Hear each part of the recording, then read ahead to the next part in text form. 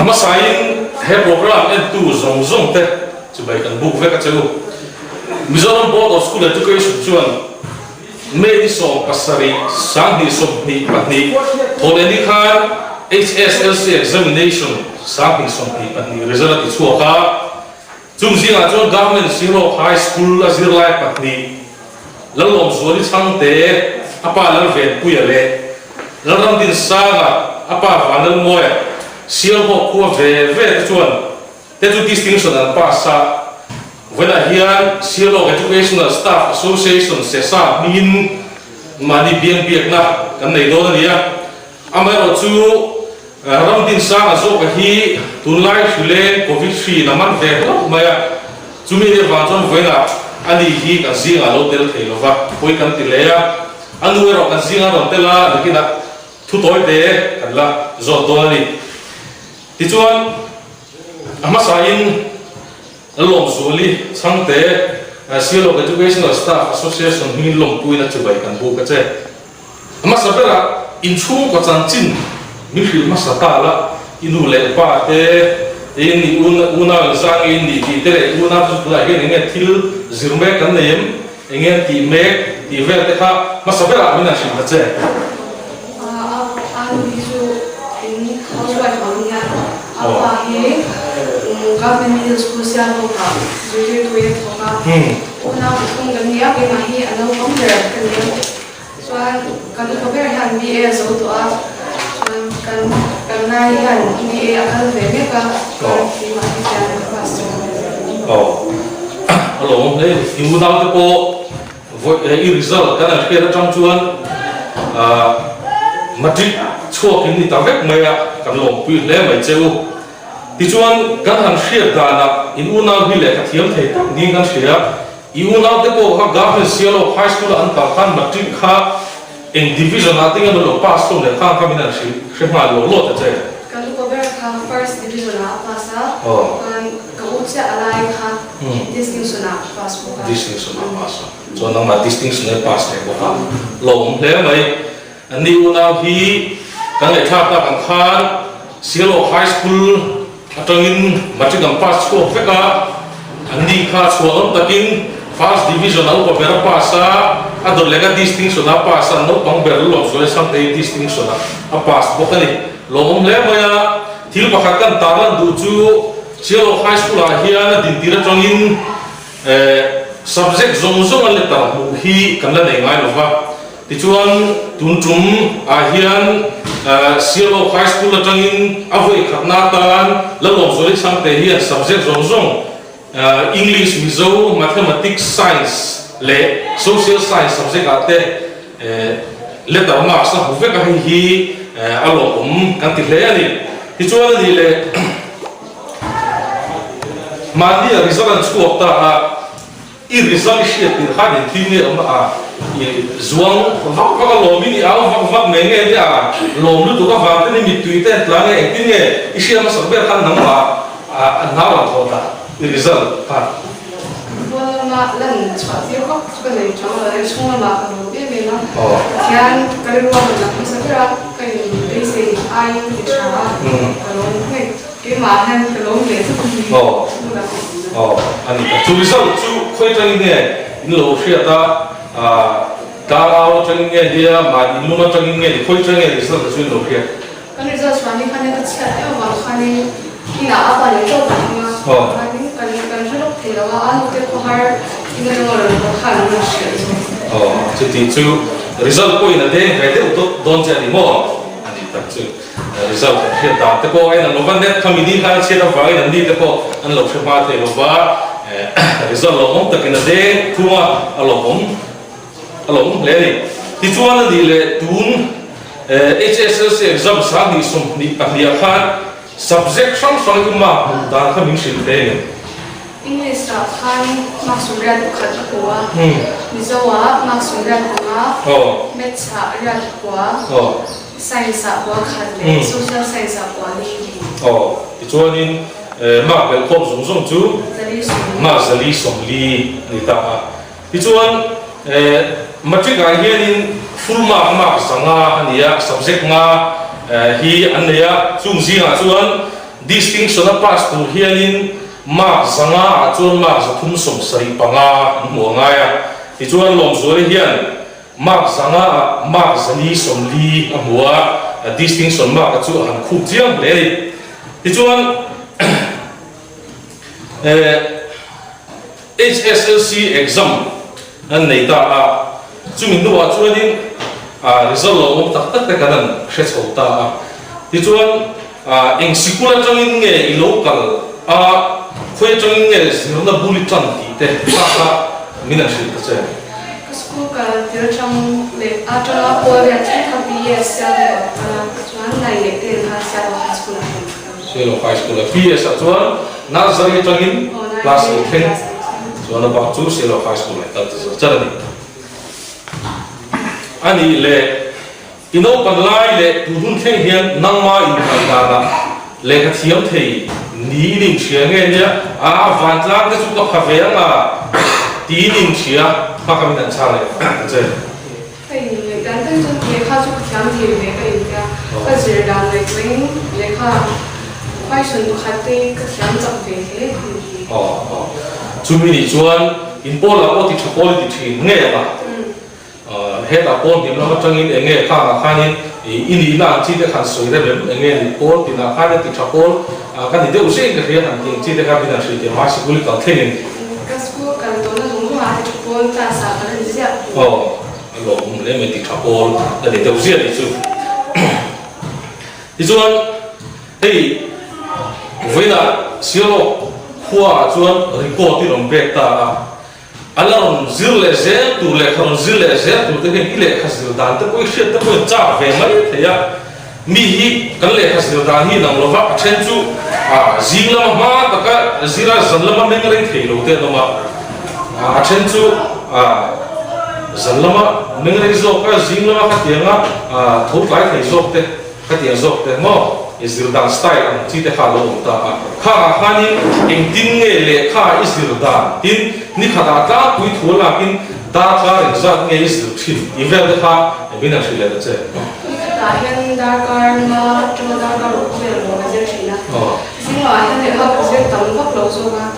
nai lo ma hian le kha chang thi be ra na sir to ra sa na sir do ra ani chuan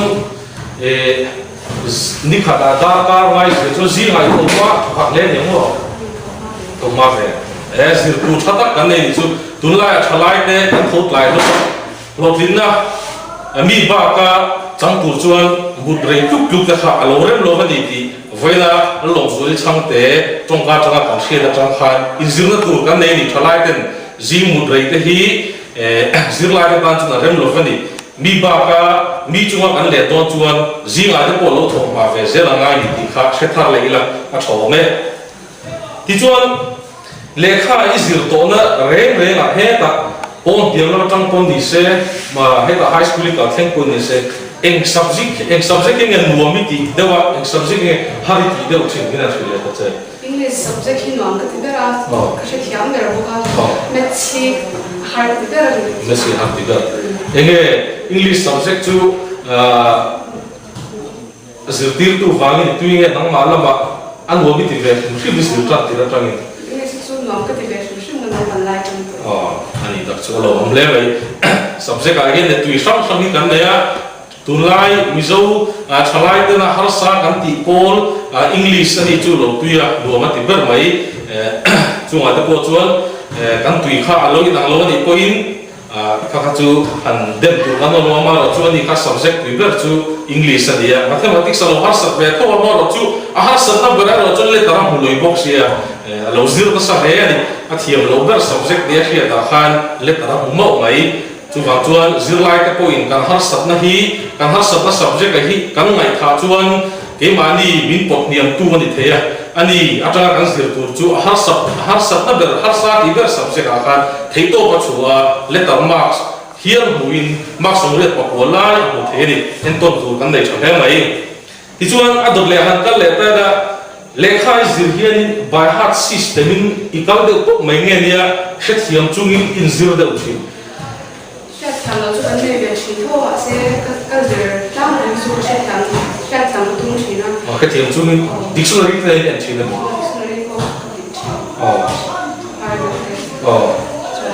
chắc chắn bài hát chút cơ mà cái gì về phố làng nó bắt đầu chắc chắn nói rồi anh ta cho tụi lại này cái bút cắn thì được bộ anh lô la số nó bằng tiền được thôi cần còn ta hiện hi SSLC import sẽ nát tan cái bút cắn thì thấy ring được lúc mấy ngày đi nang mas cái thiểm nát mangin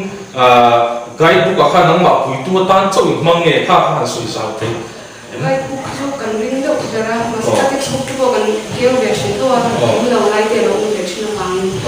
cái bút chút cần ring được cái ring được exam nát tan rồi anh ta cho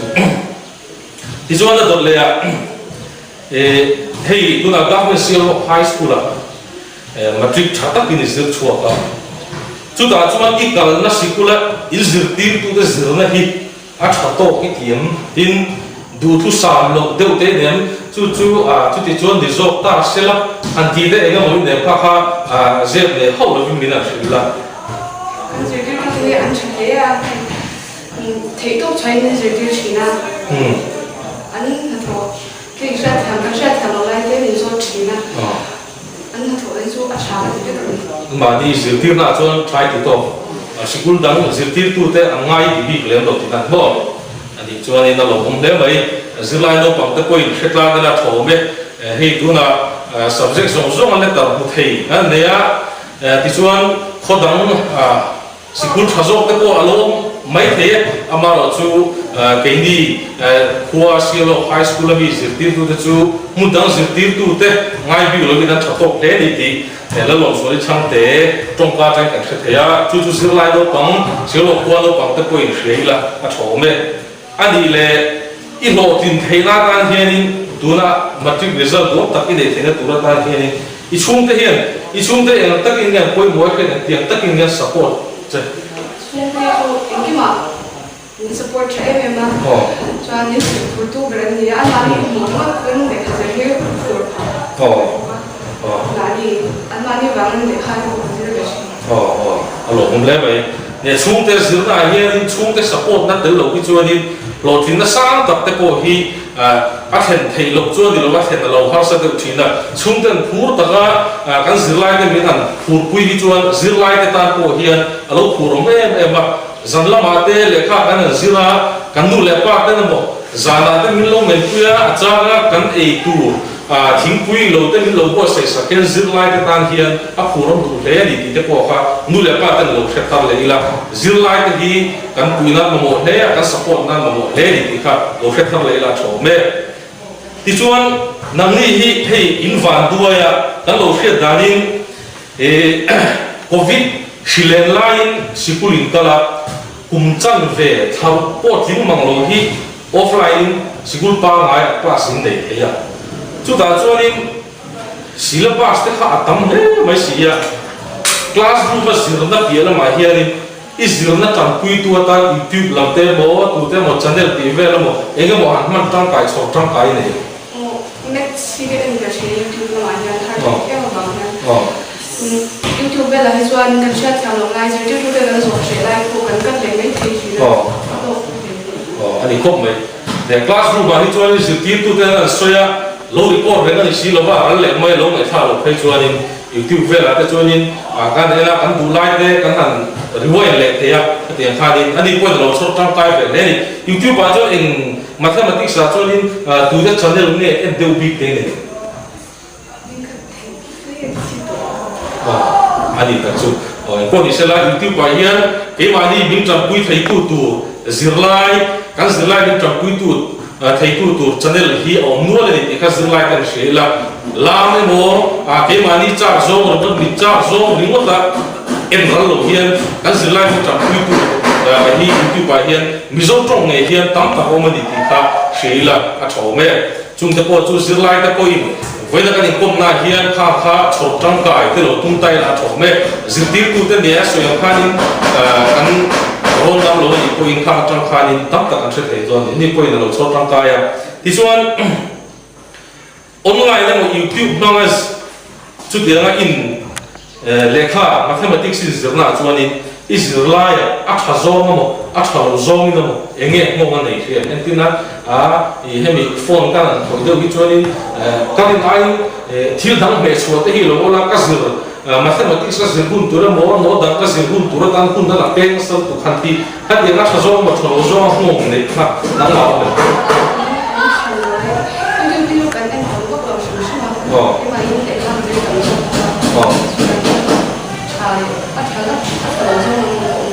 nó mà trong không là để làm đúng không? Không phải là để làm. Anh ấy xem cái YouTube channel kan tiếng chỉ cái tiếng man trang bài này.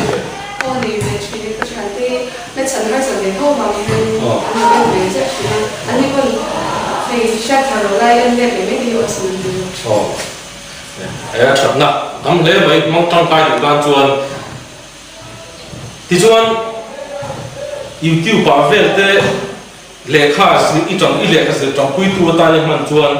anh đi là mobile phone chúng nó ngáp qua đi này thì nó nghe chung cái tai mang nghe tiếng nghe khá khá ít sự đó. Cái mấy mobile phone cái này mà sẽ ăn hoa thì ăn gì đấy cho anh cái này sản phẩm nó cái chung Covid vangin online class này lo ngay chung vào chung mà qua rồi này lo ngay này nghe. Còn thì sẽ là mobile phone hi online giữ lại tên cần mang thiệp ngay đấy cần giữ lại những cái buổi thì tôi tắm tập ôm đi khá khá được sẽ thay là chỗ mẹ thì cho anh đi là Israel là đàn tu ra hiện anh ấy ruộng mà nó đây này em tin bác à anh ấy đi tung đây này khá khá mình là suy giáo sao đấy chứ cô sống khát hay là thì anh sai sao tụi nó các bác dễ để cho nên BSc hỏi thì làm bằng việc tụi nó trong khi anh ấy nói tụi nó xong nhiều tụi nó không biết nào nào giống như để cái tụi nó thì rồi cũng có thể là thì nó cho nên là chúng ta là chỗ thì có mấy điều của chúng ta nó có cái là mình là căn địa ha coi bộ về mấy lệ à tổ lâm căn lô này đó là zero lại thế nghe ít trả đua tin chung mấy biết là mà lô tin na ta nghe coi một ít thì thế ha thì mình là gì đấy chứ chứ là nó bằng cái gì anh bây giờ cô còn luôn để chuyện này rồi mà thì chẳng là anh school bạn mấy thì anh cũng chỉ là sẽ bị gần để thi trả cho anh school bạn nó thay cái mà mình đến cái này thì trong đó anh bị gần là cho tất cả các class anh cái nó là không khác cho dù mình được hay là mình để để thì không mấy thì không lại đang siêu high school là kiên thì giữ lại đâu bằng cái bao thằng thằng em mà ta cho giữ tiết tu school chẳng hạn ta giữ tiết tu cái bộ khác anh mang ngang kia này giữ lại bao thằng thằng lúc có phẳng khác tu na trong cái mà làm ta chú school hi kan vậy thật kan fail vào cái hàng bán mấy kia nhưng mà thì tu tập tập cái này chỗ mà và khôi lại hiện tại là số tem một cái là gì là thiếu gì chùa tập tập cái này chỗ mà này chú văn cho kan cùng thế là đâu bằng school vậy thì khác kan fail vào cái bán mấy khác thì kan chỉ lỗ tốt pura đi chú văn cho bây giờ cái gì lại coi bây giờ trang là cái số mẹ anh ấy anh ấy đi hành long tu anh soi nó tu thế mà em mà trong căn thì thật soi đủ này rồi thì ngày sáng cái này mà anh cũng cần ra một cái đó thì chắc chuyện nó là cái gì cái chuyện là cần thằng nó nào ấy biết mà cái gì thì là nó cũng sẽ qua thì cũng là các bạn đây em cái mà anh chung mà nó cũng sẽ rồi mẹ thì chúng ta thấy cái gì à thì chúng ta cần soi phan ram tin sang à lâu tới thầy lâu và am ai bảo chú anh nuôi lâu tới thầy lâu mày à ram tin sang nuôi hi pi vàng nuôi quỳ đi à không ai cần bù lại hiền làm chuộc cái sự là thọ mày à ở đây có cái siêu học educational staff association min if có họ tin đó chú vậy cần bù cái gì in cần lộ quỳ bù cái gì thì chúng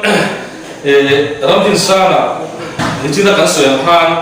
Covid vangin helaya local về thì lúc cuối cái gì em mà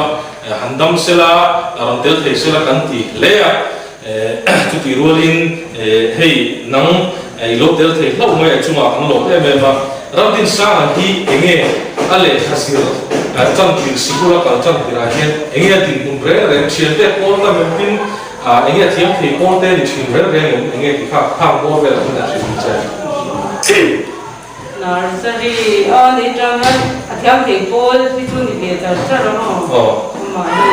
ama ni milengan tu lo si ni dia cuma dah ya tu ma mi tu bukan kesel bere dia pati kelas ni bukan di kota kulai ni lo dia ama se tu ni ba be si tu ni oi be si ni tu oi be si ni ama Ranin ale kazir na po yani azir tamle lo ipate lo dia lo ichiang ni ipate le ga ni azir tam lo ja wi ne kan pa ne ni lo ge ya ja lo azir tam ta ban ni lo chuan primary middle ti te koi training ne dari class 8 he presented class 6 ka government middle school akan hantar di sekolah. Ani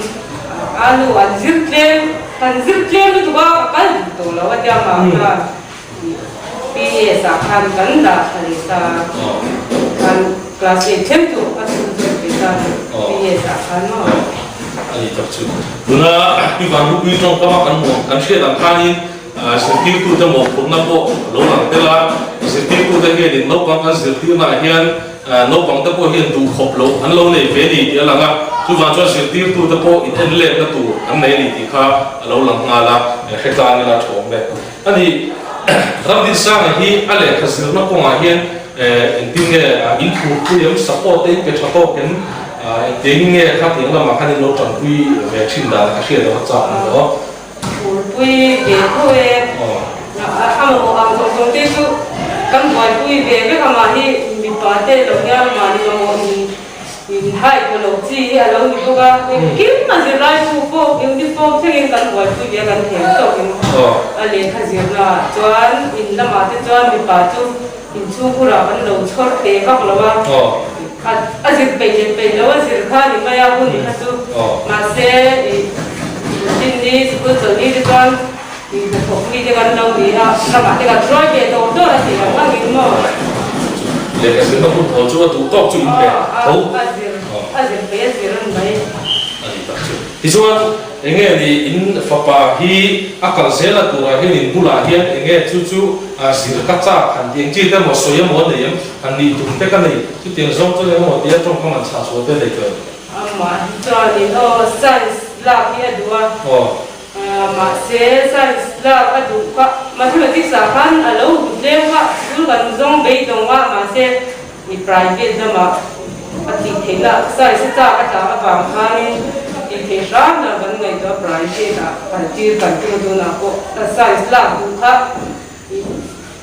hau tak lawa ba nga ma cha rong la ti lo ka kan che bok sia kan hau tak ti deu chung tun ama da tu zong cha zong kha ji ti ne tu ram tu ma na to ama ti chuan an ni tum he reng wa tu tia ala so ye ne to ba se lo kan tu zong cha he me bang ta am tu mo ni trong tem ta te lo i phei chuan dia sui sung sung te po lo har sa te po ne mo le hei voina Sierra Educational Staff Association chuan an sui ta kan khan zirlai ti tha deu ka ni kan nei distinction na pass te biang biak na hun kan hanga la long zuali chang te le ram tin sa na te andia silho khua an ti hing thale ma gun ka le zera tura le an zir le zera tura po du sabna sang ta kan lana khotlang ta le ram ta na bi chong kai ta ni turin kan du sabna sang ber kan la ni ole kha voina kan in kom theina kan in kom the chin chu ni e